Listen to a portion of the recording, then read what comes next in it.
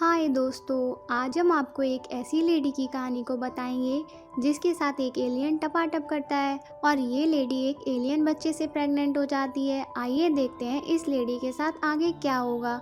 Movie की story काफ़ी horror और इंटरेस्टिंग है। आई होप कि आपको पसंद भी आए।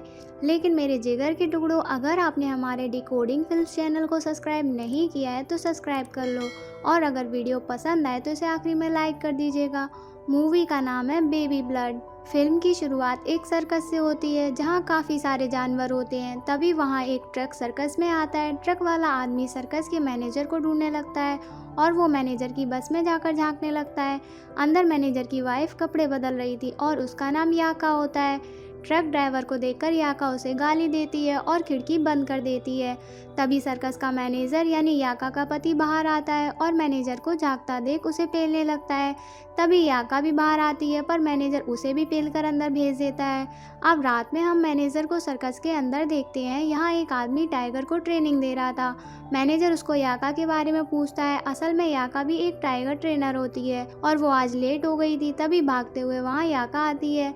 मैनेजर उस पर बहुत गुस्सा करता है और धक्का देकर टाइगर वाले पिंजरे में भेज देता है। लेकिन टाइगर याका पर हमला कर देता है और याका रोते हुए सर्कस से बाहर आ जाती है। वहीं पर वो ट्रक ड्राइवर भी होता है और वो याका के पीछे जाता है। अगले ही पल याका और ट्रक ड्राइवर एक दूसरे को किस करने लगते हैं। लेकिन तभी मैनेजर वहां आने लगता है और डर कर वो ट्रक ड्राइवर वहां से भाग जाता है। लेकिन मैनेजर समझ जाता है कि याका यहाँ क्या कर रही थी और फिर वो याका का मारने लगता है और याका वहां से चली जाती है। आगे सर्कस के टाइगर को कोई मार देता है और सर्कस के सभी लोग उस किलर को ढूंढने लगते हैं। वहीं हम देखते हैं याका अपने केबिन में सो रही थी। तभी उस पर ऊपर वाली खिड़की से टेंटिकल्स आते हैं और वो याका के पास आकर उसकी सिमसिम में घुस जाता है। असल में एक टेंटिकल्स एक एलियन होता है और वो याका की चैनी खैनी बनाने लगता है। तभी याका उठ जाती है और उसे महसूस होता है कि उसकी सिमसिम में कुछ चला गया है और याका समझ नहीं पाती उसके साथ क्या हुआ है। अगली सुबह याका की तबीयत खराब हो जाती है और वो एक डॉक्टर के पास जाती है, जहाँ चेकअप के बाद याका को पता चलता है कि वो प्रेग्नेंट हो गई है और उसे अब बहुत डर लगता है क्योंकि उसका पति यानी मैनेजर उसे बहुत टॉर्चर करता था। इसलिए याका अब अपना सामान पैक करके वहाँ से भाग जाती है। अब इस बात को 1 महीना हो जाता है और नेक्स्ट सीन में हम मैनेजर को एक टैक्सी में देखते हैं जो याका को ढूंढते हुए एक शहर में आता है और मैनेजर को याका का एड्रेस मिल जाता है। आगे मैनेजर जब याका के पास जाता है तो वहाँ उसे याका मिल जाती है। मैनेजर याका को देखकर बहुत खुश हो जाता है और उसे किस करने लगता है। लेकिन तभी याका उस मैनेजर के पेट में चाकू मार देती है और याका मैनेजर को मारने ही वाली होती है, लेकिन याका रुक जाती है और हम व्यूअर्स एक आवाज़ सुनते हैं जो याका को उस मैनेजर को मारने के लिए कहती है। असल में ये आवाज़ याका के अंदर उस एलियन बच्चे की होती है और याका उस एलियन से ही प्रेग्नेंट हो गई थी। लेकिन याका उस एलियन बच्चे की आवाज़ नहीं सुनती। अगली सुबह याका सबसे पहले उठकर अपनी बॉडी से ब्लड को साफ करती है और रात में ही वो मैनेजर भी तड़प कर गया होता है।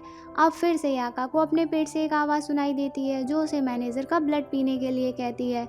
लेकिन याका ऐसा करने से मना कर देती है और तंग आकर वो खुद को मारने लगती है। लेकिन वो एलियन बेबी याका को सुसाइड नहीं करने देता।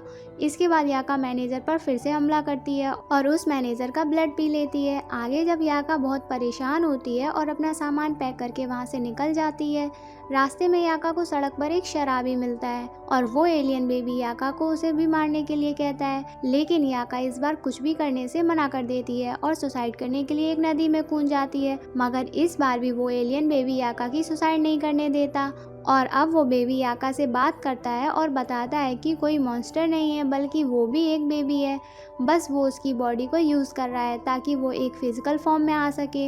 इसके बाद सड़क पर एक ट्रक ड्राइवर याका से लिफ्ट के लिए पूछता है और याका ट्रक में बैठ जाती है। आगे ये ट्रक ड्राइवर भी याका के साथ टपाटप करने की फिराक में होता है। ड्राइवर ट्रक को एक पेट्रोल पंप में जाकर रोकता है जहाँ पर उसका एक दोस्त 2 लड़कियाँ लेकर आता है और वो ट्रक ड्राइवर याका को उतार देता है और वो 2 लड़कियों को लेकर चला जाता है। अब इस बात को 2 महीने बीत जाते हैं और हम याका को देखते हैं जो अब खर्चा चलाने के लिए रेस्टोरेंट में काम करने लगी है। और एक दिन उस रेस्टोरेंट में एक आदमी आता है, उसका नाम रिचर्ड होता है। वो याका को पहली नज़र में देखकर पसंद कर लेता है और याका जब बेसमेंट में जाती है तो वो उसके पीछा करते हुए उस बेसमेंट में चला जाता है। बेसमेंट में अंधेरा होता है और अचानक से रिचर्ड को कोई काट लेता है और वो चिल्लाने लगता है। अब वहाँ रेस्टोरेंट की ओनर आती है, वो रिचर्ड की गर्लफ्रेंड होती है। वो रिचर्ड को लेकर वापस ऊपर चली जाती है। इसके बाद हम बेसमेंट के दरवाजे के पीछे याका को देखते हैं, जिसके मुंह में ब्लड लगा होता है, मतलब याका ने ही रिचर्ड को काटा था। आगे हम याका को बाहर सड़क पर देखते हैं और वो एलियन बेबी याका से बात करता है और वो याका को किसी का शिकार करने के लिए कहता है।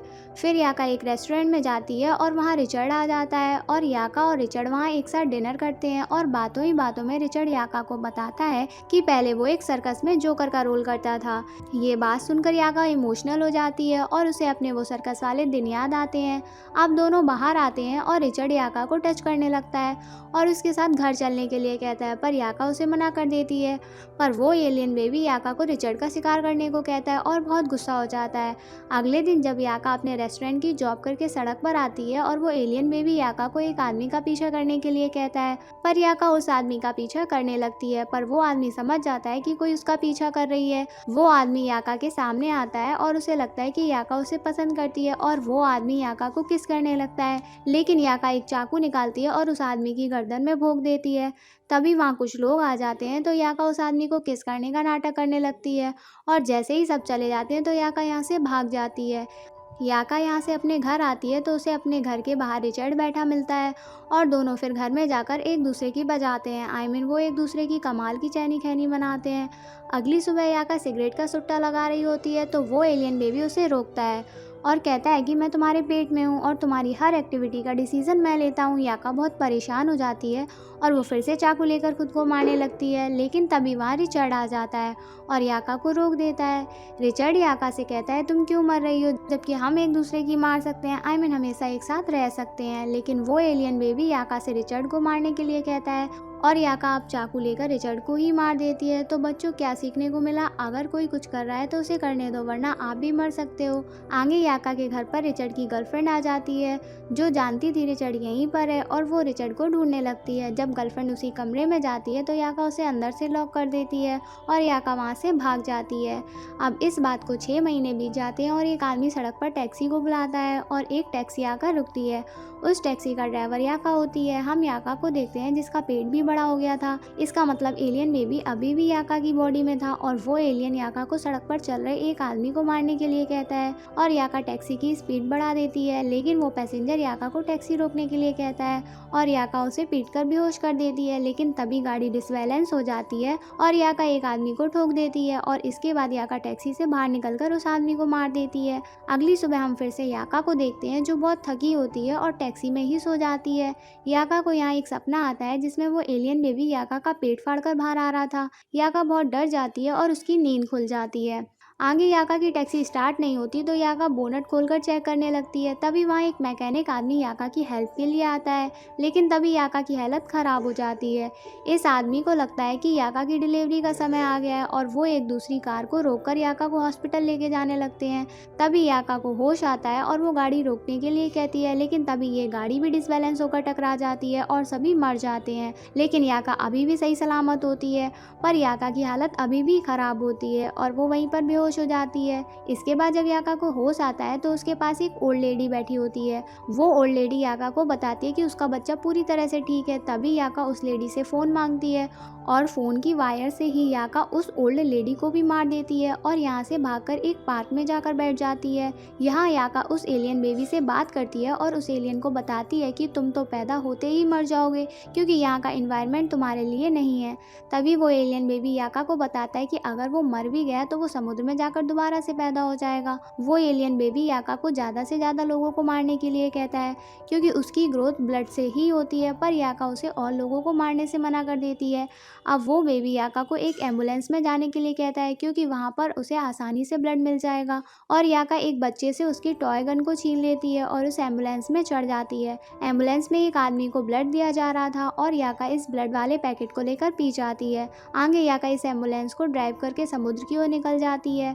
रास्ते में याका उस एलियन से पूछती है कि वो समुद्र में जिंदा कैसे रहेगा, तो वो एलियन उसे बताता है कि वो वहाँ छिप कर रहेगा और 5000 साल बाद खुद को ह्यूमन की तरह डेवलप कर लेगा। ये सब सुनकर याका हंसने लगती है और पीछे उसे पेशेंट को होश आ जाता है। वो याका पर हमला कर देता है और एम्बुलेंस डिसबैलेंस हो जाती है और एक्सीडेंट हो जाता है। वो पेशेंट तो वहीं मर जाता है, लेकिन याका फिर से बच जाती है और दूसरी एम्बुलेंस याका को हॉस्पिटल लेने आ जाती है। याका होश में आकर सबसे पहले पास वाले डॉक्टर को ही मार देती है। फिर जब एम्बुलेंस का ड्राइवर रुककर ये देखने जाता है तो याका सिलेंडर से उसे भी मार देती है। अब याका की डिलीवरी का टाइम हो जाता है और उसे बहुत दर्द होने लगता है। इसके बाद याका एक बेबी को जन्म देती है जो बिल्कुल ह्यूमन की तरह दिखता है और याका पास खड़ी एक गाड़ी लेकर यहाँ से भाग जाती है। आगे याका की गाड़ी रुक जाती है और वो पास बने एक पेट्रोल पंप में जाती है। वहाँ दूसरी तरफ पेट्रोल पंप में एक बस आकर रुकती है और एक पैसेंजर याका की गाड़ी के पास आता है। तभी वो एलियन बेबी पैसेंजर को खींचने लगता है। याका ये सब देख लेती है और उस आदमी को छुड़ाने के लिए आती है, लेकिन अब तक वो एलियन बेबी उस आदमी को खा चुका था और वो आदमी वहीं मर जाता है। इसके बाद याका उस एलियन बेबी की स्किन देखती है, मतलब वो एलियन बेबी अब डेवलप हो चुका और याका को उस बस तक खून फैला दिखता है।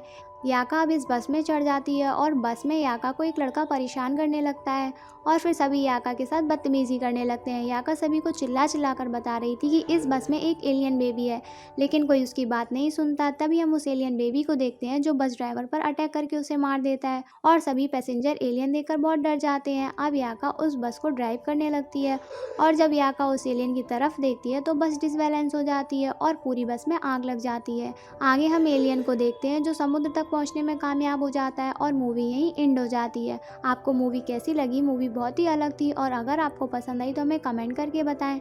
हम आपको ऐसी और भी मूवीज़ लेकर आते रहेंगे और अगर पसंद नहीं आई तो हमें आप कमेंट करके ज़रूर बता दें कि आपको कैसी मूवी पसंद है। अरे फिर जल्दी है, देखो कर लो ना चैनल सब्सक्राइब। कितना प्यार करती हूँ मैं आप सभी से। Goodbye, I love you family.